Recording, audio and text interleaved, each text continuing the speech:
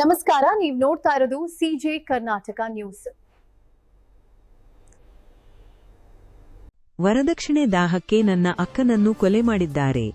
ವಿಜಯಪುರದಲ್ಲಿ ಮಂಗಳವಾರದಂದು ವರದಕ್ಷಿಣೆ ದಾಹಕ್ಕೆ ಸವಿತಾ ಶಿರಶ್ಯಾಡ ಎಂಬುವರು ಕೊಲೆಯಾಗಿದ್ದಾರೆ.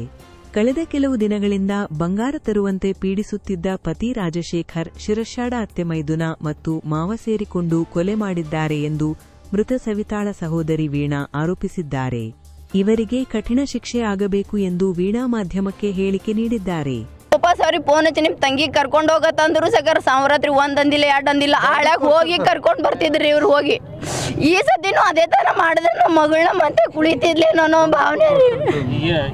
ಈ ವಿಚಾರವಾಗಿ ಏನೋ ನಿಮ್ಮ ಜೊತೆ ಹಂಚ್ಕೊಂಡಿದ್ದಾರ?